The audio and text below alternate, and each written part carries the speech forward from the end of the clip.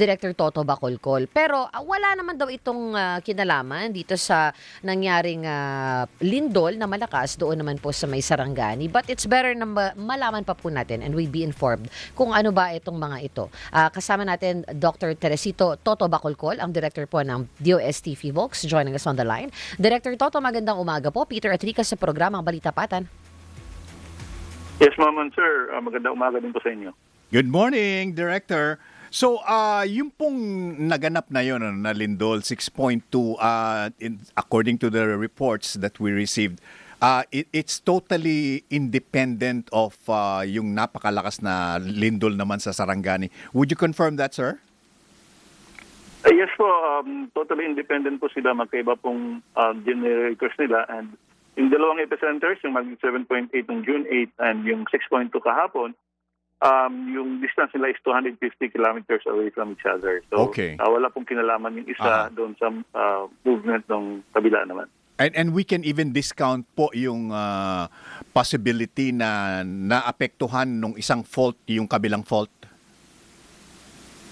Yes po, hindi po natin yan sinasabi kasi po, again, yung may term tayo na stress transfer. Yung stress ng isang fault released during an earthquake ay pwedeng ma-transfer sa kabila, but kabilang fault. But these two faults, they have to be very close to each other. We have the same events noong October 2019, 4 na lindol in a span of 1 month malalakas sa Cotabato. And yung mga generators natin dito, masyadong magkakalapit, less than 5 kilometers apart lamang. Sir, yun din po, no, kung kunyari po yung katabing fault niya, medyo may pagyanig o stress na build up, na-release nung fault na yon, yung stress na yon, hindi po ito nagko-contribute kahit papano doon sa pag-generate din o pag-stress build up nung katabi niyang mga fault? Yes, maka-contribute yan, but these two faults, they have to be very close to each other. I see. Director, that's right. Opo, bigla ko lang naisip yung tsunami alert, ano po ang naging resulta nun? I mean, anong experience po nun after the tsunami alert was raised? Okay, so meron tayong tsunami sa sea level stations natin, naka-record tayo ang pinakamataas na record natin is 1.4 meters high. Opo. Pero yung mga kasama natin after the event, nagpadala tayo ng mga tao sa field, nagtatanong-tanong sila, and ang based on the accounts, umabot ng 2 meters yung tsunami waves. And umabot din ng several meters yung alon doon sa baybayin. Oo. And pero yun yung nakuha natin na information. 2 meters. Halos kino-confirm din naman yung sea level stations natin na 1.4 meters. Yeah. So ibig sabihin po hindi talaga mataas na 'yon, pero hindi yung inaasahan talaga na ganggahiganting alon yung darating. Hindi kasi natin din masasabi yan kasi again for one, meron tayong magnitude 8.1 noong 1976 na umabot ng 8 to 10 meter tsunami waves. So, yung precaution natin na mag-evacuate yung mga tao kasi ang sinasabi natin, more than a meter. Opo. So, hindi talaga tayo nag-fix ng height na sinabi natin doon sa ating advisory, more than a meter tsunami waves. Oo, correct. Pwedeng mag-generate. So, they really have to move to higher place. Oo, tama po. Kaya lang kasi napaka-extraordinaryo nung 7.8 Kaya at tapos offshore pa kaya medyo marami pong kinabahan. Director, with your permission po medyo maraming nag-request sa akin, sabi nila pag nakausap nyo nga si Director Bacolcol pakitanong mo nga yung 3 active faults daw po sa norte. Specifically dito sa Isabela, if we may confirm this, na merong Divilacan Fault, Santiago Segment at saka Ilagan City Unnamed Fault Line. Tama po ba itong mga reports na ito? Yes, so may mga faults tayo dito sa may Isabela part. Meron tayong hindi ko lang kabisado lahat pero may Divalacan Fault. Meron din tayong Yung ano po? Santiago segment. Apo. So dito sa may, in fact, if they really want to know, na-confirm yung mga traces natin, meron tayong Hazard Hunter PH. Available po yan online. Sir, nandun pakiulit po. yung Hazard. Hazard Hunter. Hazard Hunter PH. Ayun. Yung mga kailyan, ang amuyo. Oo. Mga nagwo-worry kasi syempre. Oo, ang kasi mga po kababayan. usually kasi 'di ba nasa south yung mga active talaga no. Sa norte bihirang pag-usapan 'yun eh. Oo. Kaya daw po nito mag-generate ng 7.2 magnitude. Kaya syempre Nagwo-worry. Oo, nag-aalala. tumaas ang high blood namin. Kaya nga. Oo. So makikita niyo po ano yung doon sa using the Hazard Hunter PH, nakita niyo ano yung mga hazards on that area. Yes. Hindi lamang earthquake-related hazards, pati yung hydromet hazards, may mga mapa din yan. And i-click mo lang yung lugar and it will generate all the hazards, hydromet, volcanic and earthquake-related Yeah. hazards. Opo. Okay. Ako, Director, balikan po natin yung mga nangyaring lindol po dun sa Mindanao po ulit, no? Kahapon sa Davao Oriental, sabi po ninyo malalim naman po itong earthquake na ito. So, hindi naman po ganong makakaapekto. Pero gano'n na po kadami yung aftershock doon sa nangyari kahapon sa Davao Oriental at yung pong sa Sarangani na hanggang ngayon inundated pa rin po apektado pa rin po talaga ng malakas na naging paglindol. Wala akong statistics muna ngayon for the aftershocks nung kahapon kasi mas maraming pumapasok kasi yung from the Sarangani earthquake. Opo, sige po. So, yung sa Sarangani, as of 9 a.m., meron tayong 6,652 aftershocks and ang pinakamataas nag 6.4. Wow. Yung 6.4 na yan happened during on the day of the main shock, so June 8. Now yung sa Davao kahapon, again, wala pa akong statistics dito. Opo, that's kasi fine. mas nagko-concentrate kami doon sa aftershocks nung Opo. Sarangani. But Opo. later, kapag nakahingi ako ng numbers, Opo, pwede that's ko po okay, ibigay sir. sa inyo. Opo, sir, curious po ang mga tao doon sa nakita natin on the news na yung tinatawag nating coastal uplift o yung pag-angat po ng lupa mula sa dagat.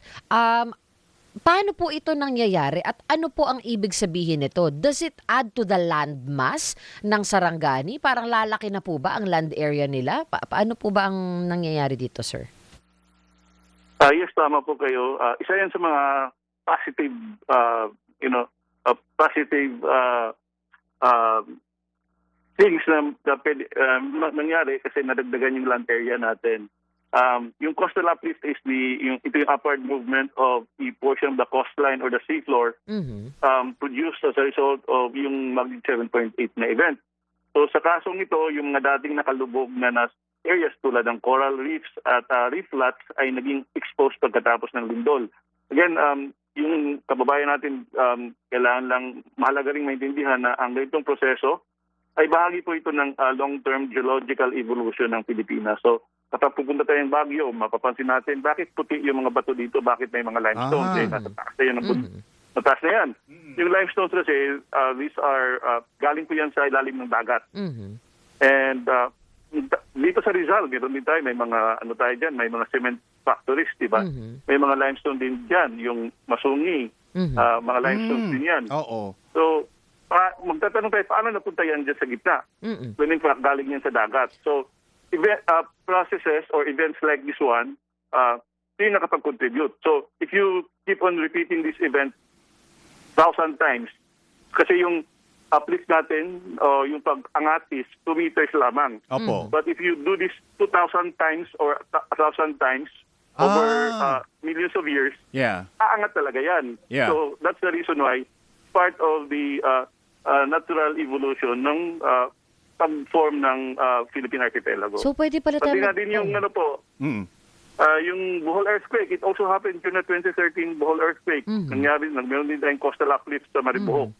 And kapag napansin po ninyo, yung mga limestones natin, yung Chocolate Hills, limestones po yan. Parang napunta doon sa gitna ng Bohol. So it's the same process. Ay, parang nanganganak pala yan.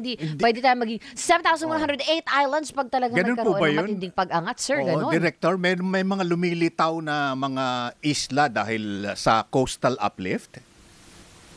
Yes po.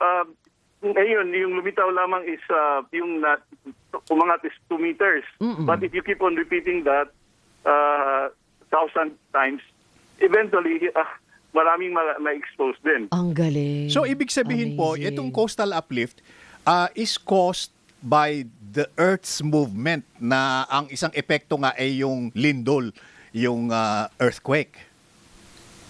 Yes po. Basically, yun yung nakapag-produce, yung lindol, yung nakapag-produce ng uplift. Does it mean po na once nagkaroon ng coastal uplift, permanente na po yun, hindi parang facelift? Oh. Pababa ulit. Ano ba? May facelift. Mangungulan tayo ulit, sir. O, nakaangat na po talaga yun, sir. Yun na yun po. Permanent na po yun?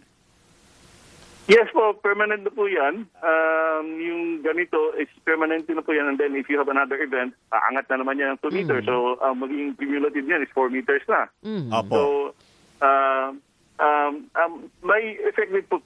On the downside, may effect po sa ating marine ecosystem. Lalo na yung mga coral reefs natin, big grass beds at reef flats na dating nasa ilalim ng dagat or nasa ilalim ng tubig ay permanente nang ma-expose sa hangin at araw. Opo. So, yun but, pong ano... Also, yung mga pagbabago ng shoreline, nakaka-apekto din po yan sa ports, yung fish landing areas, yung dating daungan ng mga bangka, hindi na sila makakadaong doon. Kailangan lang gumawa ng iba pang daungan Oo. na malapit sa tubig. So, Yes. but again, on the positive side naman, nagdagdagan yung land area natin. Opo. Will global warming po add to the coastal uplift phenomenon? Hindi po, kasi yung coastal uplift na katulad ng nangyari nung June 8 is the result of earthquake. So yung pwedeng yung global warming natin, pwede rin tumaas yung dagat. Ang nangyari Opo. kasi baliktad dito, yung lupa yung umangat. Pero kapag global warming, yung tataas yung dagat natin kasi nag-melt yung glacier natin sa North Pole at sa South Pole. Ayun, okay. One last na lang po, isingit ko lang po ito. Is still on the global warming na na-experience natin ngayon, no? All throughout the world, plus itong Super El Nino. Meron po bang relationship ito sa aktibidad ng mga bulkan sa Pilipinas? Wala po silang, yung weather systems natin, weather patterns natin has nothing to do with volcanic activities, pati rin sa lindol. Yung geologic process natin, nanggaling po yan sa ilalim ng lupa. Yung weather patterns natin, nasa ibabaw. So, wala po silang connection. No Okay, connect. iniisip ko kasi pag nagluluto ka ng bibingka, Oo. di ba? Mainit sa Mainit sa ilalim. ilalim, mainit sa taas. Sir, ako din po, may last question ako, Director.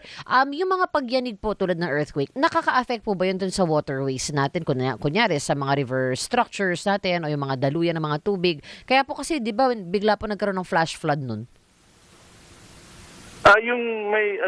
Yung pakangat, for instance, maaaring magkaroon ng pagbabago sa drainage patterns natin at kondisyon ng ilang coastal structures.